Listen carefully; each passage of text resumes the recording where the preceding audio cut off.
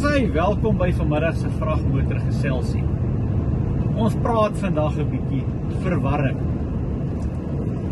Wat ons sien wat daar buite aan die gang is, en kyk, politiek is maar nog altyd 'n vuil spel.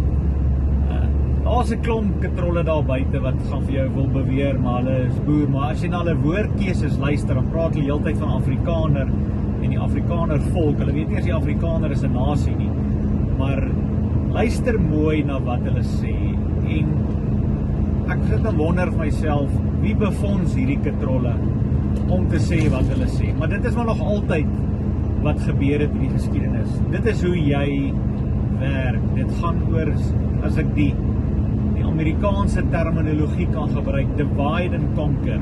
So jy hou mense besig met die een en met die ander, en dis presies wat gebeur. Daar's maar net 'n skuiweling wat op die oomblik besig is om te gebeur tussen politieke figure en manne wat eers by sekere organisasies was, en nou is hulle weer by ander organisasies, en dan begin hulle eie organisasies. So dit is maar seker maar 'n ding van, kom ons volg die geld, kom ons gaan net waar die geld gaan. Maar luister mooi na die woordkeuses. Die gelofte wat deur die boere gemaak is vir Bloedrivier, sowel as die eerste Anglo-Boereoorlog, was deur boere gemaak. B-O-E-R, hoofletter B. Nie landbouers nie, die boervolk. Nie 'n ander spelling of enigiets. Nou sien ek daar's 'n klomp katrolle wat nou 'n ander spelling wil volg. Jy's nou 'n B-U-H-R of whatever ook al jy in jou kop glo wat reg is. Die boervolk bly die boervolk, en dit is die regmatige erfgename van die Transvaal en die Vrystaat, die 21 republieke wat aan die boervolk behoort, wat in 1902 by hulle gesteel is. Hulle sê van alles wat jy wil word, jy net eers wakker word, dan kan jy enigiets word.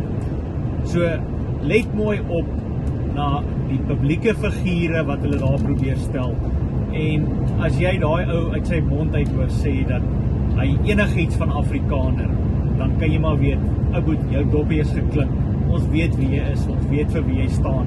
Jy is maar net weer 'n klomp wat probeer om die boervolk se identiteit verder te steel en te verkrag, en ons te misbruik, en ons weer terug te sit waar ons 120 jaar lank al is.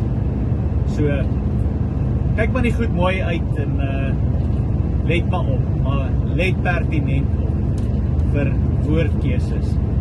Julle praat julle monde verby, en dan is dit eintlik baie maklik vir die wat so genaamd boer, Afrikaner of wat jy ook al wil wees. Is dit maklik? Ek het so een vraag. Wys vir my jou identiteitsdokument, want jy is 'n RSA instrument.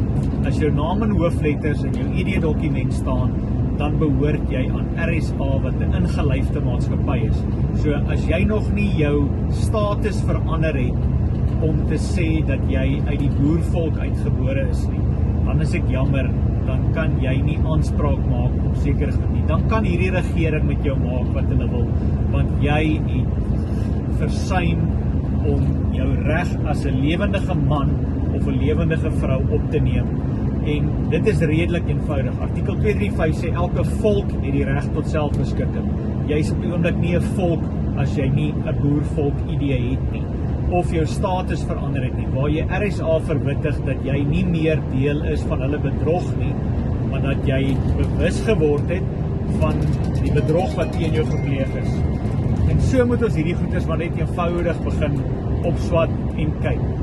Onthou, die VN se resolusie 1514 sê elke volk se grond wat gesteel is, moet aan hulle terugbesorg word. Die boervolk se grond is nie aan hulle self terugbesorg nie.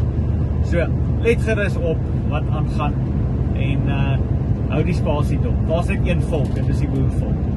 Seën vrede, as dit mooi is.